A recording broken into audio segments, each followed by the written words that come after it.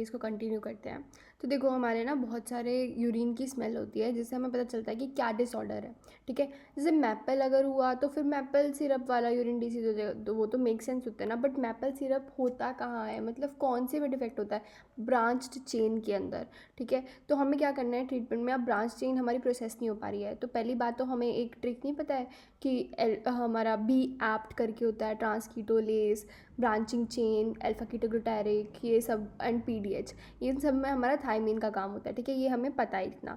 तो हमें क्या करना है, इसमें थायमीन देंगे, ब्रांच चेन को हेल्प करता है, एंड साथ में हमें ब्रांच चेन को अवॉइड करना है। जितनी ब्रांच चेन बन रही है बॉडी में तो वो तो प्रोसेस करवानी पड़ेगी, लेकिन हम अपनी तरफ से कोशिश करेंगे ब्रांच चेन हम कंज्यूम ना करें। तो ब्रांच चेन होती कौन सी है? VIL, valine isoleucine leucine. ठीक है, तो मैपल सिरप हो गया हमारा ब्रांच चेन का डिफेक्ट। फिर आता है हमारा मस्टी। मस्टी के अंदर होगा फिनाइल कीटोन यूरिया, जो कि क्या होता है, देखो हमारा फिनाइल कीटोन यूरिया आगे आगे प्रोसेस होकर क्या बनाएगा? टायरोसिन। ठीक है, टायरोसिन किस लिए इंपॉर्टेंट होता है? हमारा मिलानिन के लिए। ठीक है, और ट्रिप्टोफैन वगैरह सेरोटोनिन, मेलेटोनिन, ये सब चीज़ें बनाता है। तो मिलानिन पिगमेंट जो है उससे हमारा कलर आता है बॉडी का, तो वो ही नहीं होगा। तो फिनाइल कीटोन यूरिया का प्रोसेस नहीं हो पा रहा, हमने चलो एक्सेप्ट कर लिया कि नहीं हो पा रहा, तो हम क्या कर सकते हैं? हम फिनाइलाइन को कम देंगे एंड साथ में टायरोसिन दे देंगे, क्योंकि टायरोसिन बन नहीं पा रहा। टायरोसिन बहुत इंपॉर्टेंट है अपनी बॉडी के लिए, तो उसमें मस्टी आता है, तो हमें मस्ट क्या करना है? टायरोसिन देना है। ठीक है, तो मस्टी ऑर्डर हमारा फिनाइल कीटोन यूरिया में आ गया। फिर आता है sweaty feet. Sweaty feet urine जो होता है वो हमें आइसोवैलेरिक के अंदर मिलता है, एंड कार्निटिन को हमें देना पड़ेगा, एंड साथ में लो प्रोटीन डाइट देनी पड़ेगी। कैसे लर्न करेंगे? देखो स्वेटी फीट, आपके पैर जो है वो बहुत स्वेटी हो जाते हैं, इसलिए आप ज़्यादा चल नहीं पा रहे हैं। ठीक है, तो आप क्या करेंगे? आप कार में बैठ के जाएंगे। ठीक है, तो हमारा कार्निटिन हमें याद हो गया। आइसोवैलेरिक मतलब कि you are not feeling well.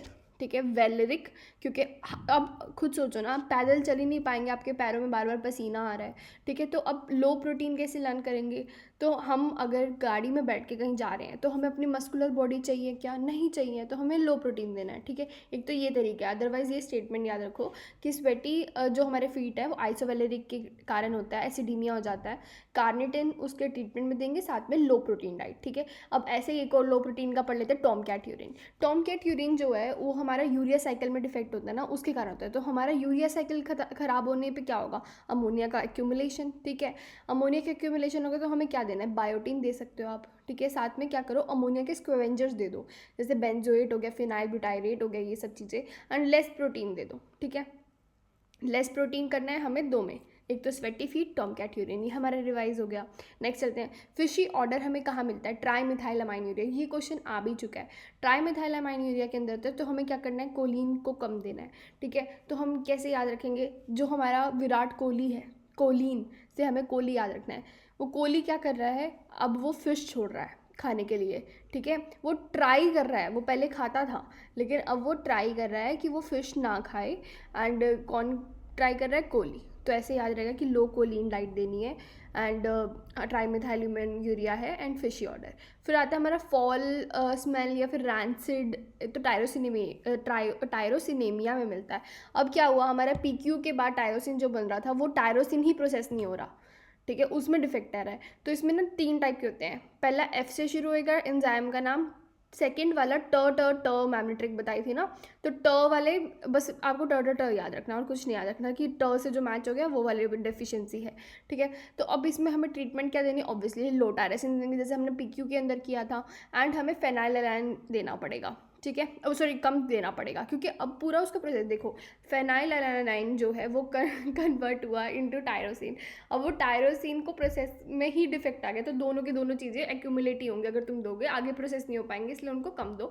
साथ में तुम क्या करो? नीतिसिनोन दो। ठीक है, कीर्तिसिनोन जैसा नहीं लग रहा है, नीतिसिनोन। तो टायरोसिन इज रिलेटेड टू कीर्तिसिनोन, उसको एसिडिटी हो गई, ऐसे कुछ याद रखो। ठीक है, अब नेक्स्ट चलते हैं। नेक्स्ट वाले के अंदर है, पर एक बार वापस से रिवाइज करते हैं। मैपल में हमारा क्या था? ब्रांच चेन, तो थायमीन दिया, लेस VIL दो। मस्टी के अंदर PKU आएगा, तो PKU के अंदर हमें क्या करना है? टायरोसिन देना है, फेनाइलएलानाइन को कम देना है। ठीक है, अब हम इसी के साथ टायरोसिन भी रिवाइज करते हैं। रैंसिड यूरिन स्मेल बोला, टायरोसिन की कमी है, तो हम क्या करेंगे? हम दोनों को ही कम दे देंगे, टायरोसिन को भी एंड फिनाइल कीटोन यूरिया को, फिनाइलएलानाइन को भी। तो नीतिसिनोन हो गया। ठीक है, फिर आता है हमारा स्वेटी फीट। स्वेटी फीट आइसोवैलेरिक के कारण होता है, अब आपके पैरों में पसीना आ रहा है तो आप कार में बैठ के जाएंगे, आपको प्रोटीन ज़्यादा खाने की जरूरत नहीं है। टॉम कैट यूरिन के अंदर हमारा अमोनिया बढ़ रहा है, यूरिया साइकिल से रिलेटेड है, तो आप बायोटिन दे देंगे, लेस प्रोटीन देंगे। एंड अमोनिया के स्कैवेंजर्स होते हैं हमारे, बेंजोएट, फिनाइलब्यूटारेट। फिशी के अंदर क्या होता है, लो कोलिन, ठीक है, विराट कोहली लो कोलिन ट्राई कर रहा है वो फिश छोड़ने की। चलो नेक्स्ट में है हमारा, ये बहुत कंफ्यूजिंग होता है, ठीक है, तो इसको ईजी करते हैं। बेरियाट्रिक सर्जरी के बाद क्या होगा, हमारा अर्ली डंपिंग सिंड्रोम होगा, फिर लेट डंपिंग सिंड्रोम होगा, उसके बाद रीफीडिंग सिंड्रोम होगा। हर आधे घंटे के अंदर ही when you have started giving the food, ठीक है, तो उसमें क्या होता है, हमारे जो अब बैग जो है हमारा स्टमक का वो छोटा हो गया, तो आप जो भी फूड देंगे ना वो जल्दी से प्रोसेस होकर नीचे चला जाएगा। तो इतनी जल्दी चला जाएगा तो वो क्या करेगा, अपने अंदर वो पानी को खींचेगा, ठीक है, ऑस्मोटिक डायूरेसिस हो जाता है उसके कारण। तो पेशेंट को क्या होगा, टैकीकार्डिया एंड साथ में डायरिया, ठीक है। तो हमें क्या करना चाहिए इसको अवॉइड करने के लिए, जब तुम एकदम से वापस से खाना शुरू करो, एकदम खाना वो डस्टबिन नहीं है ऐसे फेंको मत, बेचारे का मतलब तुम खुद सोचो, तुमने पहले तुम 1 लीटर का था तुम्हारे पास डस्टबिन वगैरह, अब तुमने आधा लीटर कर दिया, तो तुम उसमें उतना सामान डाल पाओगे नहीं, तो तुम्हें समझना पड़ेगा उसमें कम देना है। तो हमें कॉम्प्लेक्स कार्ब्स देने हैं, साथ में स्मॉल फीड करना है, थोड़ी थोड़ी देर बाद खाना दो, ठीक है। फिर लेट डंपिंग में क्या होता है, 2 से 3 घंटे के बाद आपको हाइपोग्लाइसीमिया मिल सकता है। अब आपने क्या किया, आपने बहुत सारा खाना तो दे दिया, ठीक है, ऑस्मोटिक डायरिया हो गया, चलो वो भी उस बेचारे ने सहन कर लिया, बट इंसुलिन का क्या करोगे, इंसुलिन को तुम नहीं रोक सकते ना। अब इंसुलिन सोचेगा अरे वाह इतना सारा, तो इंसुलिन ज़्यादा रिलीज होगा, जबकि खाना तो थोड़ा ही था तो फिर ज़्यादा एक्टिव हो गया। और तुमने ना बेरियाट्रिक सर्जरी में क्या करते हो, काफ़ी देर तक पेशेंट को खाना नहीं देते हो या फिर आईवी फ्लूइड पे देते हो, तो पेट थक चुका है, पेट भूल गया है कैसे काम करते हैं, तो इंसुलिन बहुत खुश हो जाएगा अरे कोई आया तो फिर इसलिए 2 से 3 घंटे बाद हमें हाइपोग्लाइसीमिया मिल सकता है, जो हाइपोग्लाइसीमिया, टैकीकार्डिया, फ्लशिंग, ये सब तो हमें पता ही है, ठीक है। रीफीडिंग सिंड्रोम क्या होता है, असल में सारे के सारे इलेक्ट्रोलाइट्स इम्बैलेंस हो जाते हैं। मेनली हमें याद रखना है कि फॉस्फेट की कमी होती है, हम फॉस्फेट को मेजर करेंगे, ठीक है। और 2 से 3 दिन बाद होता है। स्टारवेशन में क्या है कि आपने खाना देना शुरू किया, ठीक है, स्टारवेशन के एग्जाम्पल क्या हो गया, आपका एनोरेक्सिया नर्वोसा हो गया, ठीक है, और साथ में कोई बहुत दिनों के बाद वर्त रख के खोल रहा है, या फिर क्रॉनिक एल्कोहलिक पेशेंट है, ठीक है, तो रीफीडिंग हो जाएगा उसको जब आपने खाना दिया स्टार्टिंग में तो चलो ठीक है चल गया, 2 से 3 दिन के बाद उसके कन्फ्यूजन हो जाएगी, उसको समझ नहीं आ रहा होगा कुछ भी, क्योंकि इलेक्ट्रोलाइट इम्बैलेंस हो जाएगा उसके अंदर। तो हमें फॉस्फेट को मेज़र करना है, 2 से 3 दिन के बाद होता है आफ्टर यू स्टार्ट फीडिंग। तो इसलिए हम जब भी जैसे एग्जाम्पल लेते हैं एनोरेक्सिया नर्वोसा, उसमें अगर आप फीडिंग को स्टार्ट करेंगे तो आपको बहुत ही थोड़े से शुरू करना है, 10 किलो कैलोरी से शुरू करना है, ठीक है, फिर धीरे धीरे करके उसको बढ़ाओ, ठीक है, और उसको बढ़ाएंगे तो ताकि इलेक्ट्रोलाइट इम्बैलेंस ना हो। और विटामिन पहले थायामीन दो, ठीक है, एंड लो कार्ब्स दो।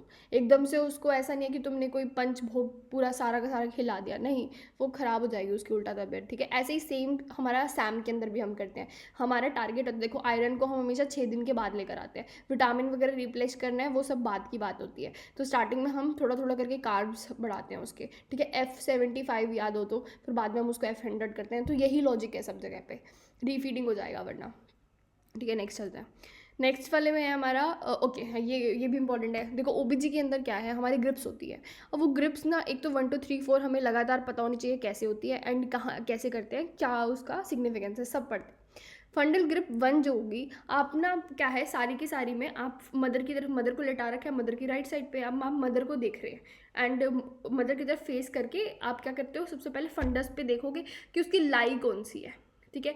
अब अगर ट्रांसवर्स लाई है तो फंडस तो बिल्कुल खाली मिलेगा, चपटा मिलेगा। अगर उसकी ट्रांसवर्स के बजाय वर्टिकल लाई है तो उसमें लॉन्गिट्यूडनल लाई है, तो हेड है या फिर उसका ब्रीच प्रेजेंटेशन है, कैसे पता चलेगा। तो हार्ड ग्लोबुलर मास अगर आपको मिले तो वो आपको हेड हो गया, सॉफ्ट सा मिले तो वो आपको ब्रीच प्रेजेंटेशन होगी, क्योंकि उसकी टांगे वांगे हो सकती है वो, ठीक है। अब हमने वो देख लिया, अब उसके बाद हम लेटरली देखते हैं, क्योंकि आप खुद इमेजिन करो, अब ऊपर और नीचे का साइड पता चल गया, अब आगे पीछे का भी तो पता होना चाहिए ना कि उसका क्या, उसके स्पाइन है या फिर आगे वाले नोब्स है, मतलब हमारे लिम्स है। तो हमें कैसे पता चलेगा, बैक जो होती है ना वो रेगुलरली स्मूथ होती है, ठीक है, जबकि जो नोबी होगा वो हमारे लिम्स हो जाएंगे बच्चे के, ठीक है। तो लेटरल हो गया हमारा। फिर उसके बाद हमें पॉल्विक देखना है, जो कि हमारा मदर की साइड ही देखेंगे। अब हम क्या करेंगे, फंडस देख लिया, लेटरल देख लिया, अब नीचे की तरफ आ जाओ। नीचे हम क्या चेक करते हैं, हेड इंगेज है कि नहीं है। हेड अगर बेलोटेबल है, उसको अच्छे से आप हिला पा रहे हैं, मतलब ऑब्वियसली वो पेल्विक कैविटी के अंदर नहीं आया, पेल्विक कैविटी के अंदर आने के बाद तो वो हिल ही नहीं सकता, तो वो इंगेजमेंट के बारे में बताएगा। फोर्थ वाला पता है उसका एटीट्यूड के बारे में बताता है। एटीट्यूड का मतलब घमंड नहीं होता। एटीट्यूड का मतलब होता है वो फ्लेक्स्ड है या फिर एक्सटेंडेड है या फिर कैसे है, ठीक है। तो अब क्या करेंगे हम, अगर उसकी वर्टेक्स प्रेजेंटेशन है, उसका ऑक्सीपिट है आपके पास, ठीक है। अब उसमें आपको देखना है कि वो फ्लेक्स्ड है या डिफ्लेक्स्ड है। तो आपने ना क्या किया, अब जैसे मैं जो सिचुएशन दे रही हूँ उसके अंदर क्या है, उसके बच्चे की जो बैक होगी वो फ्रंट की तरफ होगी, राइट। तो आपने ना उसको पैल्पेट किया सारे ग्रिप्स के थ्रू, एंड फिर आपने बच्चे का हेड पैल्पेट किया। अगर वो लेस प्रोमिनेंट आ रहा है एज़ कम्पेयर टू बैक, ठीक है, तो वो हमारा क्या हो जाएगा, तो हमारा वो हो जाएगा पूरा फ्लेक्शन। अगर वो इक्वली प्रोमिनेंट है तो हमारा हो जाएगा डिफ्लेक्शन। बाकी हम नेक्स्ट में पढ़ते हैं। Thank you.